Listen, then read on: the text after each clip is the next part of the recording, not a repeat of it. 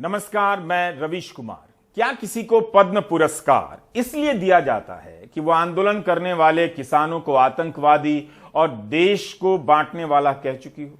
क्या इसलिए दिया जाता है कि पुरस्कार मिल जाने के बाद भारत की आजादी और उसके लिए बलिदान देने वाले असंख्य शहीदों का अपमान करे? कंगना रनौत कह रही हैं कि आजादी भीख में मिली थी, असली आजादी 2014 में मिली। कंगना ने यह बात टाइम्स ग्रुप के न्यूज चैनल टाइम्स नाउ के कार्यक्रम में कही। वहां पर सूट बूट में आए कई लोगों ने इस बात पर तालियां भी बजाई। आजादी के इन जानकारों को ताली बजाते हुए आप YouTube में देख सकते हैं, वहां वीडियो होगा ही। इन्हीं सूट बूट वालों को सरकार के खिलाफ एक लाइन बोलने के लिए कह दीजिए, ताली नहीं बजेगी, हाथ जम जाएंगे। कंगना रनौत की इस बात की निंदा से पहले यह देखना बहुत जरूरी है कि इस तरह की बात पहले भी अलग अलग रूपों में कही जा चुकी है। कंगना ने ही पहली बार नहीं कही। कई साल से अलग अलग माध्यमों से इस तरह की बातें जनता के बीच पहुंचाई जा रही हैं। व्हाट्सएप से लेकर ट्विटर तक पर ऐसी सामग्रियों की भरमार है जिनमें लतीफों और भद्दी गालियों का सहारा लिया जाता है और आजादी के आंदोलन को नकारा जाता है। इस तरह गांधी और नेहरू को एक तरफ खड़ा किया जाता है, उसमें से सरदार पटेल को कुछ और अलग किया जाता है। बहुत चालाकी से सरदार पटेल को अलग कर ट्विटर पर और राजनीति में गांधी की हत्या का जश्न मनाया जाता है, ट्रेंड किया जाता है। तरह तरह की दलीलों से लोगों के दिमाग में भूसा और नफरत भरा जाता है कि असली आजादी नहीं मिली। यह काम राजनीति के हिसाब से मनोवैज्ञानिक तरीके से किया जाता है। ऐसा करने वालों को पता है कि लोगों के भीतर कुछ नफरती पूर्वाग्रह होते हैं, विचार होते हैं, कम जानकारियां होती हैं उनके पास।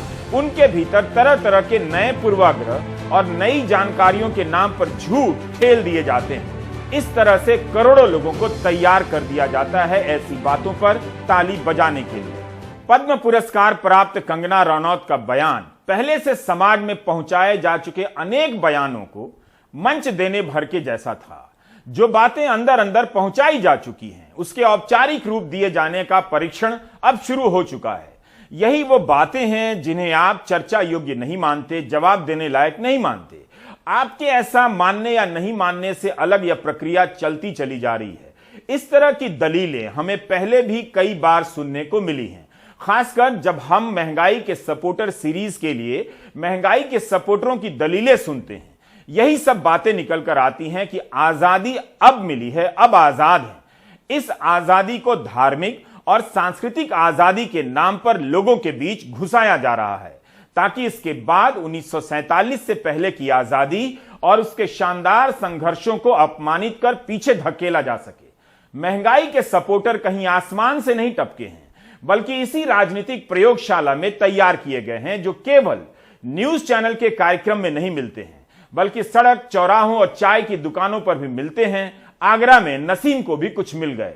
अरे महंगाई के चक्कर में तो मैंने चाय पीना ही छोड़ दी। महंगाई क्या, तेल वेल सारे लोग कांग्रेस की और पिछली सरकारों में महंगाई नहीं थी। आज कम से कम हमारा देश आजाद है और आजाद तो पहले भी था। सेना कितनी स्ट्रॉन्ग हो गई है, ये देखिए आप। आजाद पहले भी था, अब भी है। देश का स्ट्रॉन्ग होना बहुत जरूरी है। हमारी सेना कितनी जरूरी, पहले भी मजबूत है। हमारी सेना के पास आधुनिक हथियार आ चुके हैं। सरकार में ये फायदा है कि हमें हिंदू धर्म के अनुसार हमें हिंदू की मान्यता बहुत अच्छी मिलती है, हमें ये बढ़िया है। इससे पहले हिंदू का खतरे बता दे, बताओ। अरे वो ठीक है, पर फिर भी खतरे में इससे पहले बताओ। क्यों? आप देखो, फिर भी सुरक्षा महसूस करते थे पहले। अब भी होने को तो फिर भी सुरक्षा महसूस नहीं करता था भाई साहब। 4.5 किलोमीटर चीन डाल दिया। की- भाई साहब फिर भी सुरक्षा महसूस नहीं करता था, आज वो सुरक्षा महसूस करता अपने आप को। 4.5 किलोमीटर अंदर लगा दिया है। हमारी हिंदुस्तान की सेना ने चीन को पीछे खदेड़ दिया है। आज हमारे पास इतने आधुनिक हथियार हैं। चीन की उंगलियां दबाता है तो नीचे हिंदुस्तान का आग उठाने का 4.5 किलोमीटर 4.5 मकान मारे।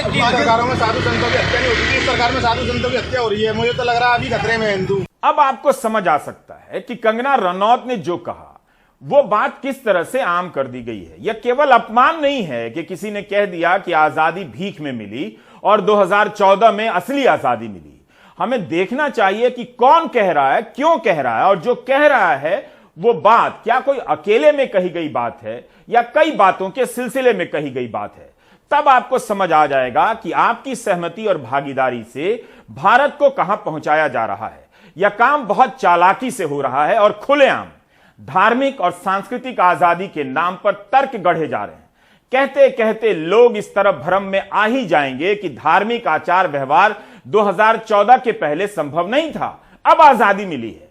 1857 से 1947 के बीच असंख्य आम भारतीयों ने इसके लिए कुर्बानी दी, जान दी और जेल गए। 1857 की क्रांति के बाद इसी दिल्ली में और कई जगहों पर कई हजार लोगों को पेड़ से बांधकर तोपों से उड़ा दिया गया और मारकर पेड़ पर लटका दिया गया। जिस दिल्ली में कंगना रनौत ने कहा कि आजादी भीख में मिली थी। हम सावरकर की माफी का जिक्र कर आज के कार्यक्रम के मेयार को छोटा नहीं करना चाहते। भारत के संविधान में नागरिकों के लिए बताए गए मौलिक कर्तव्यों में इसे शामिल किया गया है और अनुच्छेद 51A में लिखा गया है कि स्वतंत्रता के लिए हमारे राष्ट्रीय आंदोलन को प्रेरित करने वाले उच्च आदर्शों को हृदय में संजोए रखें और उनका पालन करें।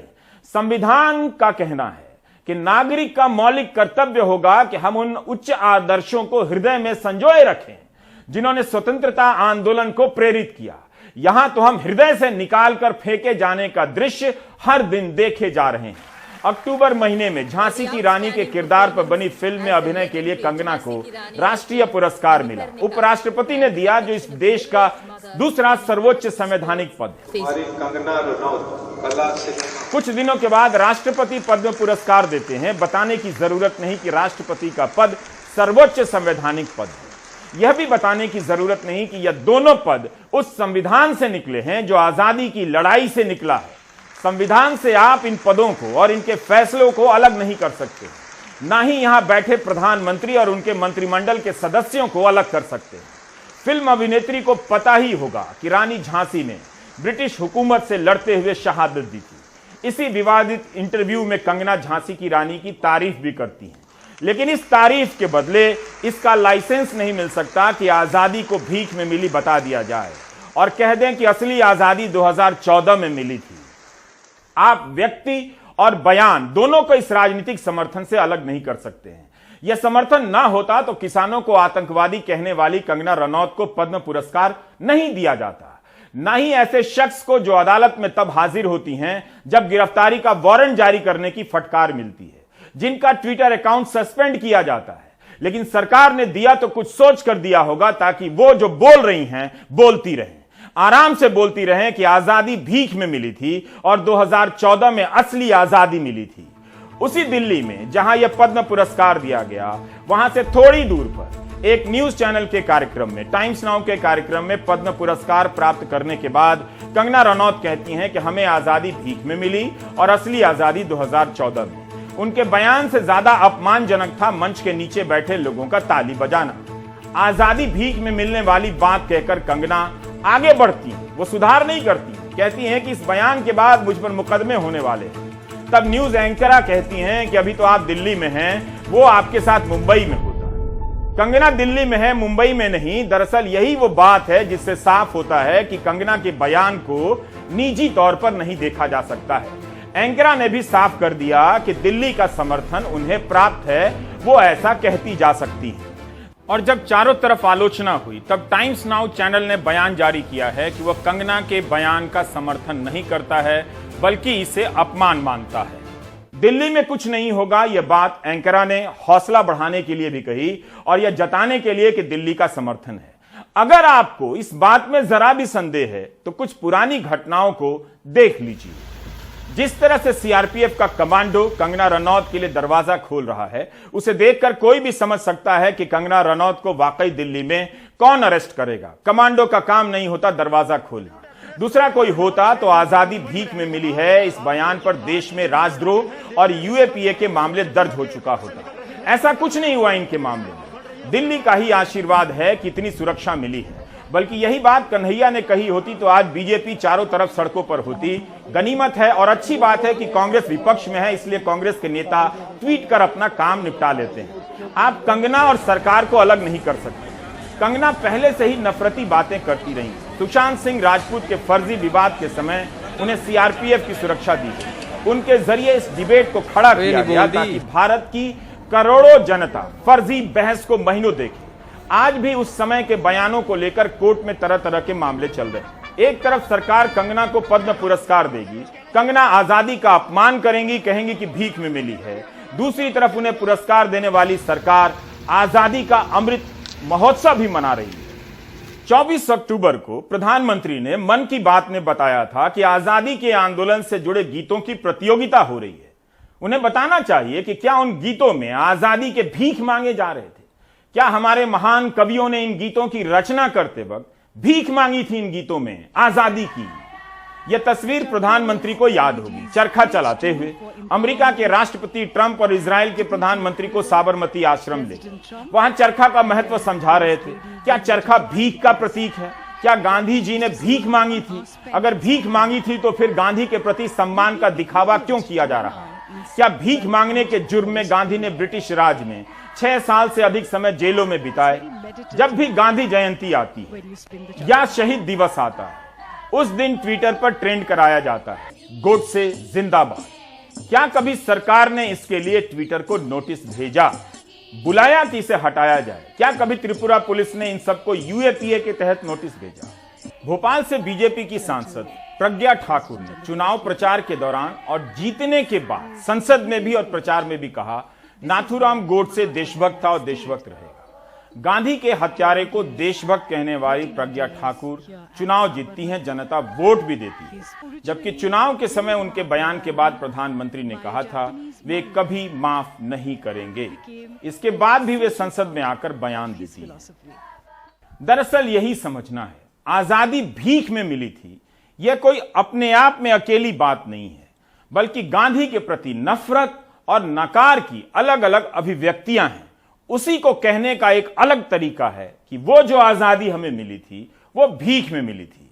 एक तरफ आजादी के आंदोलन से जुड़े नायकों का औपचारिक सम्मान भी चल रहा है, दूसरी तरफ उनका भी सम्मान किया जा रहा है जो आजादी के शहीदों का अपमान कर रहे हैं, ताकि उस गुप्त नैरेटिव को अब सामने लाया जा सके जो कई सालों से भीतर भीतर चल रहा था और एक नए चेहरे के जरिए सामने लाया जाए, जिसमें आजादी के आंदोलन को लेकर तरह तरह के विवाद पैदा कर उसके प्रति नफरत पैदा की जाए।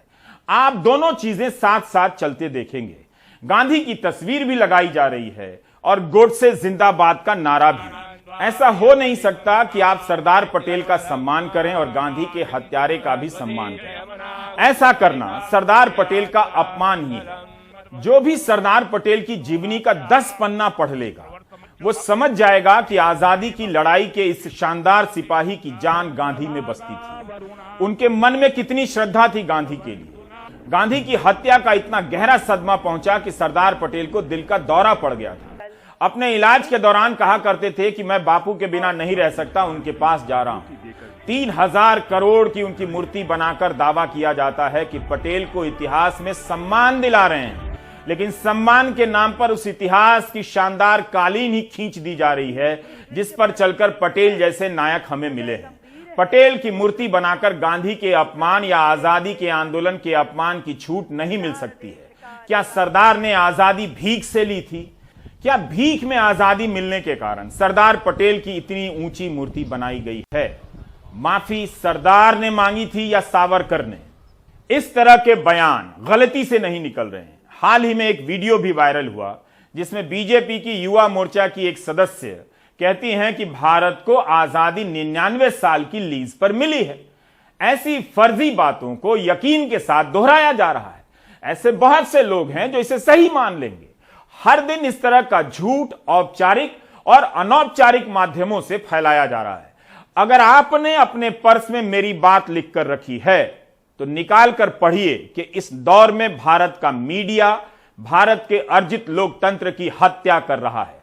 अगर लिख कर नहीं रखा है तो अब लिखकर पर्स में रख लीजिए कि भारत का मीडिया, गोदी मीडिया, आपकी आंखों के सामने भारत के अर्जित लोकतंत्र की हत्या कर रहा है।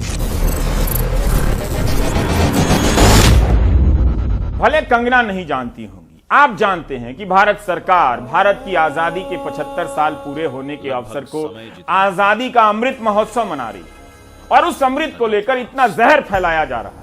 इसके तहत देश भर में तरह तरह के कार्यक्रम होते रहते हैं, लेकिन जिस महफिल में कंगना रनौत कहकर चली गई कि असली आजादी 2014 में मिली थी, क्या पता कंगना जैसे लोग एक दिन सामने आए और कहने लगे कि आजादी का यह अमृत महोत्सव फेक है, झूठा है।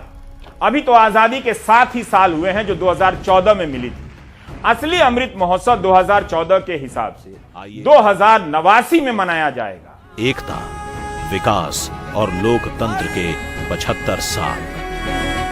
उस आजादी से इतनी नफरत है तो सम्मान का दिखावा क्यों होना चाहिए, या फिर नफरत करने वाले ही सम्मान के समय क्यों नजर आते हैं? विपक्ष ने पद्म पुरस्कार वापस लेने की मांग की है। एक महिला को जो फिल्म अभिनेत्री है, केंद्र की सरकार ने उसे पद्मश्री देने का काम किया है। जिस तरह से बयान दिया गया कि 1947 15 अगस्त के दिन आजादी भीख में मिली और सही आजादी 2014 में देश को मिली है, हम कठोर शब्दों में इस बयान की निंदा करते हैं। हम मांग करते हैं कि केंद्र की सरकार तात्काल रूप से उस कंगना रनावत का पद्मश्री वापस ले और देश के स्वतंत्रता सेनानियों का अपमान करने के लिए मुकदमा दर्ज करके तात्काल रूप से गिरफ्तार करे। अच्छी बात है कि कंगना रनौत भी किसी और के संदर्भ में पद्म पुरस्कार वापस लिए जाने की मांग कर चुकी हैं, लेकिन निजी कारणों से, ये उनका ट्वीट है और कहती हैं कि करण जौहर ने, KJO ने उन्हें अंतर्राष्ट्रीय मंच पर अपमानित किया है और फिल्म उद्योग से छोड़कर चले जाने के लिए कहा है, इसलिए इनसे पद्म पुरस्कार वापस ले लिया जाना चाहिए। एंटाइटलमेंट देखिए। आजादी का नारा पसंद नहीं है, समझ में आता है, लेकिन आजादी ही भीख में मिली थी, यह भी समझ में आता है। 2016 में JNU में कन्हैया ने गरीबी और अन्य चीजों से आजादी का नारा लगाया, तभी समझना चाहिए था कि दरअसल चिढ़ नारे से नहीं है, उस आजादी से है जो हर बड़ी लड़ाई में आदर्श और मकसद का प्रतीक बनकर सामने आ जाती है, याद आ जाती है।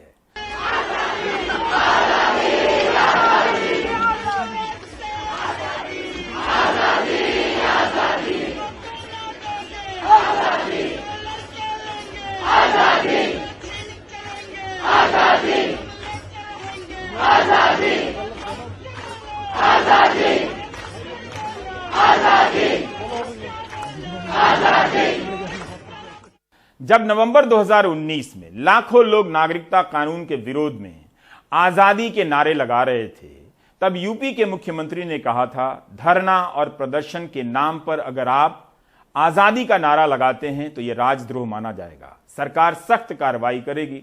मुख्यमंत्री जी अब बता दें कि कंगना रनौत ने आजादी भीख में मिली है, इसे कौन सा द्रोह माना जाएगा जो कहा है।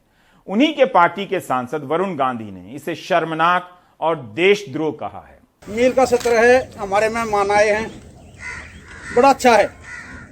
मैं धन्यवाद करता हूँ MD साहब से, फेडरल से MD से। भाई इनाम सरकार की तरफ से मेरे को दिया जाए, हम किसान हैं। MD साहब से इनाम दो। यह तो आज की तस्वीर है। हरियाणा के गोहाना में एक किसान ने सहकारिता राज्य मंत्री बनवारी लाल के हाथ से सम्मान लेने से इनकार कर दिया।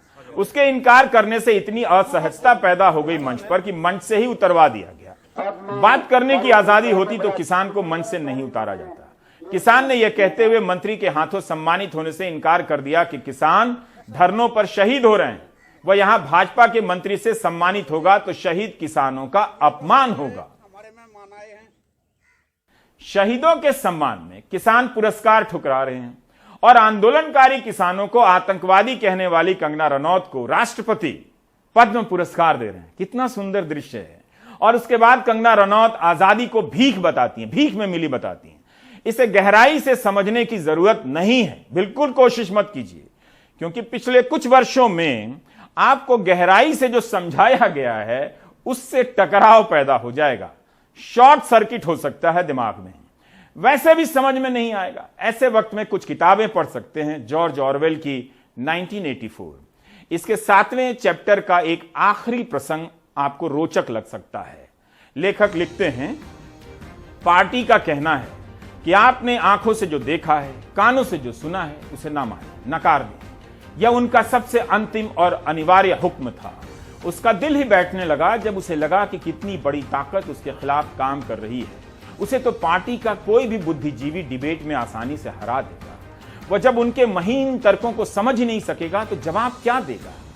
इसके बाद भी वह अपनी जगह पर सही था। गलत वे लोग थे।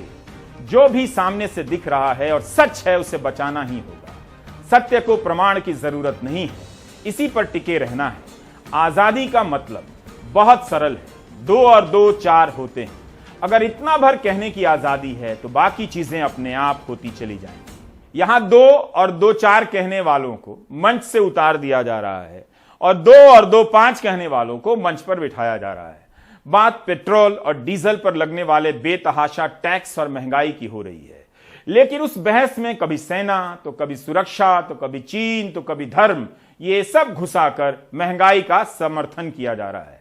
कंगना और महंगाई के सपोर्टर की तर्क शैली प्रज्ञा ठाकुर की तर्क शैली में बहुत अंतर नहीं है। अजय सिंह ने बनारस में कुछ लोगों से बात की महंगाई पर। ऐसा है राजेश भैया, महंगाई इतनी जबरदस्त बढ़ गई है, इतनी जबरदस्त ना कि हम अब पूछिए आप गांव की स्थिति, गांव में जाइए, गांव में इतनी गरीबी है और महंगाई इतना ज्यादा है कि लोगों ने सरसों का तेल खाना बंद कर दिया। खाली एक तेल हर बात मत बोलिए। रोटी सब्जी जो है, दाल रोटी सब्जी लोग खाते हैं, तेल में ही सब्जी बनेगा ना। गाँव में सब कुछ खाना पीना है। तेल थोड़ा कम कर दिले हुए हैं। गाँव में मुर्गा खाता हुआ तेल में, सरसों के तेल में, हिंदी मटन खाता हुआ। मैंने देखिए भाई आप काम भी अगर किसी करना पड़ेगा। नहीं बढ़ी हुई ये गलत चीज आप कह रहे हैं। ठीक है, महंगाई बढ़ी हुई है, लेकिन ऐसा नहीं है। गाँव में शौचालय नहीं देख रहे, सुविधा नहीं देख रहे। मोदी सरकार में सुविधा मिला है। नहीं आप अरे भाई ये क्यों नहीं बता रहे कि शौचालय मिला है गाँव में? मुफ्त का शौचालय मिल गया, मुफ्त के घर मिल रहे हैं, किसानों के खाते में पैसा जा रहा है। खाने को तो मिलेगा। तो एक चीज ये कहें, किसी भी देश की जा रहा है, खूब जा रहा है। किसी भी देश की अर्थव्यवस्था को फ्री अनाज में जो ईंधन ही नहीं, वास्तव में ही ईंधन है। कोरोना काल में किसी भी देश की नहीं मिला, अर्थव्यवस्था अभी भी मिल रहा है, आगे भी पेट्रोल continue। डीजल जैसी तो चीजें गरीबी हमें नहीं बहुत ही बिजली किस पे गया? ये बहुत ही बड़ा फैक्टर है, उसको प्रभावित करती है। अभी तक जो था, अभी जो अगर हम देख रहे हैं कि कितना ज्यादा सरकार ने, जो सरकारें पैसा ले रही हैं, चाहे वो स्टेट गवर्नमेंट हो, हम नहीं कहते कि मोदी सरकार ले रही है, चाहे वो कहे कि स्टेट गवर्नमेंट हो या सेंट्रल गवर्नमेंट हो, जो पैसा ले रही है पेट्रोल पर, पेट्रोल और डीजल की बात करें, जो सबसे बड़ा महंगाई का कारण ये, और चूंकि पेट्रोल डीजल के दाम बढ़ने से धीरे धीरे चल के सारी चीजों का दाम बढ़ने लगता है। आपको मालूम नहीं चलता कि एल्युमिनियम जो बन रहा है उसको बनाने में भी पेट्रोल डीजल का इस्तेमाल हो रहा है, प्लास्टिक बन रहा है उसको भी बनाने में पेट्रोल डीजल का इस्तेमाल हो रहा है। हमको नहीं दिखाई देता, हमको तो खाली ये दिखाई देता है कि मोटरसाइकिल में तेल जितना भरवा रहा है, कार में जितना तेल भरवा रहा है वो महंगा पड़ रहा है। लेकिन ओवरऑल बात पे क्या कहेंगे जो ये बोल रहे हैं? देखिए ये हमेशा से होता रहा है। कभी अब देखिए आंकड़ों को आप थोड़ा सा समझने की कोशिश करिए, किस तरीके से चीजों को हाइप किया जाता है। आज बहुत बड़ा मुद्दा है कि पेट्रोल 100 के पार, भैया 100 के ही पार क्यों? जब आप हमसे उम्र में बड़े हैं, मुझे याद है कि हमारे पापा की एक बजाज चेतक स्कूटर थी, हम लोग 20 रुपया लीटर पेट्रोल भरवाते थे। शायद आपने 10 रुपया लीटर पेट्रोल भरवाया होगा।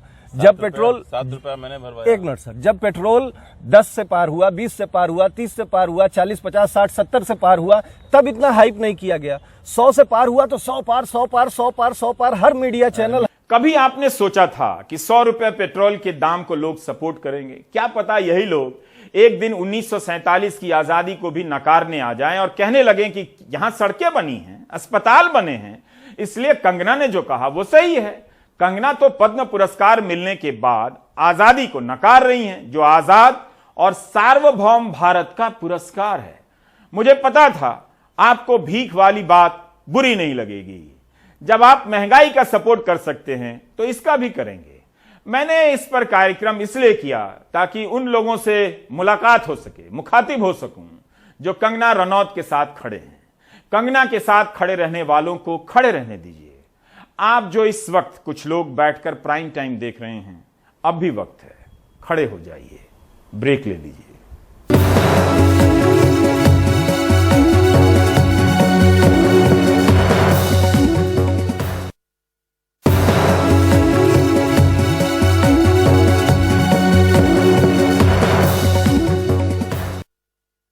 क्या ऐसा ऐसा हो सकता है कि पुलिस के साथ मुठभेड़ हो रही हो, दोनों तरफ से गोलियां चल रही हो, पुलिस की तरफ से जो गोली चले वो 7 के 7 बदमाशों के घुटने के नीचे लगे और पुलिस को एक भी गोली ना लगे। क्या मुठभेड़ में शामिल सभी पुलिसकर्मियों का निशाना इतना सटीक हो सकता है? गाजियाबाद के लोनी इलाके में कथित 7 गौ तस्करों के साथ पुलिस की मुठभेड़ होती है और 7 के घुटने के नीचे पुलिस की गोली लगती है। रविश रंजन की यह रिपोर्ट देखिए। गाजियाबाद के जिला अस्पताल में घायल ये लोनी के कथित गौ तस्कर हैं। इन 7 के पैरों में एक ही जगह गोलियां लगी हैं।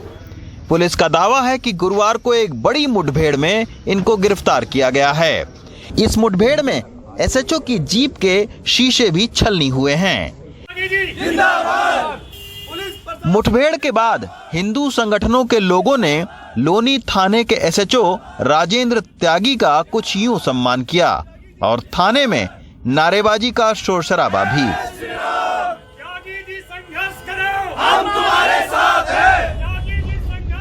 लेकिन हम आपको पुलिस की कही बातों से अलग कुछ दिखाने की कोशिश करेंगे। तो चलते हैं एक बार फिर लोनी। ये लोनी का गोदाम सलीम पहलवान के नाम पर है। इसी गोदाम में गुरुवार को खूनी मुठभेड़ पुलिस और तस्करों के बीच हुई थी। हमने आसपास के लोगों से बात करने की कोशिश की। आप तो यहाँ रोजाना आते जाते थे, इस गोदाम में कभी कोई ट्रक व्रक आया या कभी कोई जानवर वानवर लेकर आए गए? हमारे सामने कभी कोई नहीं? नहीं, कभी नहीं। जस्ट बगल में ये गाड़ी वालों की दुकान है और उसके बगल में ये गोदाम है जहाँ पर कल सुबह छापा पड़ा था। आइए चलते हैं, कुछ और लोगों से बात करते हैं। यहाँ पे क्या होता था इस गोदाम में? कबाड़े का काम होता था। पुलिस तो कह रही कि गोकशी यहाँ पर होती थी, जानवर वानवर लाए जाते। कभी आपने देखा जानवर वानवर?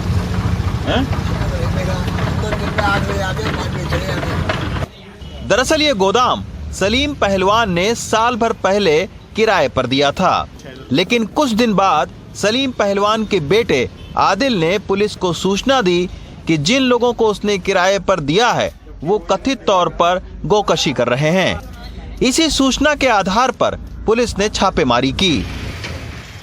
हम अब सलीम पहलवान के घर पहुंचे, लेकिन यहाँ ना तो हमें सलीम और ना ही उनके बेटे आदिल मिले। आदिल के बड़े भाई हमें मिले।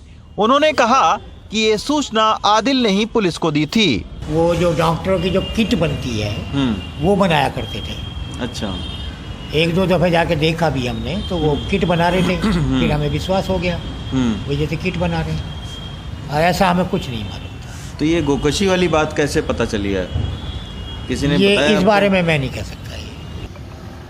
उधर सलीम पहलवान के इस गोदाम में कथित अवैध काम चलने की सूचना लोनी में बजरंग दल के जिला संयोजक हरवीर सिंह ने भी की थी।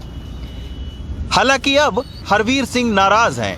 उनका दावा है कि पुलिस सलीम के बेटे आदिल को बचा रही है। तो कहीं ना कहीं वो अपना बचाव कर रहा है या पुलिस उसका बचाव रख रही है। अच्छा, आप लोगों के संगठन के तमाम सारे लोगों ने जो दरोगा जी हैं उनका स्वागत भी किया, कल वहाँ उनके जिंदाबाद के नारे लगाए। देखिए, लोनी के अंदर गोकशी घटनाएं आम तौर पर चलती रही हैं, लेकिन ऐसा पहली बार हुआ है कि कभी इस प्रकरण में इतनी बड़ी कार्रवाई उनके द्वारा की गई। इससे पूरे जितने भी हिंदू संगठन हैं उनके अंदर बहुत अच्छा माहौल बना हुआ है। बहुत उनको खुशी ऐसा महसूस हुई कि पहली बार ऐसा हुआ, और हमें लगता है कि ऐसा होने से ही लोनी के अंदर गौ हत्याएं बंद होंगी। गौ तस्करी के मामले की जानकारी गाजियाबाद पुलिस ने ट्विटर पर तो दी, लेकिन आज जब हमने आधिकारिक तौर पर ऑन कैमरे पर उनका बयान लेना चाहा तो पहले सीओ ने, उसके बाद में गाजियाबाद के एसपी ग्रामीण ने इस मामले पर बातचीत करने से इनकार कर दिया। सवाल ये उठता है कि आखिर अब इस मामले पर गाजियाबाद पुलिस चुप्पी क्यों साध रही है। गाजियाबाद पुलिस के मुताबिक 7 आरोपियों में से 6 गाजियाबाद के और 1 दिल्ली का रहने वाला है, जबकि 2 अन्य फरार हैं। योगी आदित्यनाथ की सरकार आने के 4 साल बाद अब तक पुलिस ने करीब 7,500 इस तरह के इनकाउंटर किए हैं, जिसमें 132 अपराधियों के मारने का दावा किया गया है। लेकिन सैकड़ों इनकाउंटर में पैरों पर गोली लगने की एक जैसी थ्योरी बहुत सारे सवाल भी खड़े करती है। गाजियाबाद से रविश रंजन शुक्ला, एनडीटीवी इंडिया। आप देख रहे थे प्राइम टाइम। नमस्कार।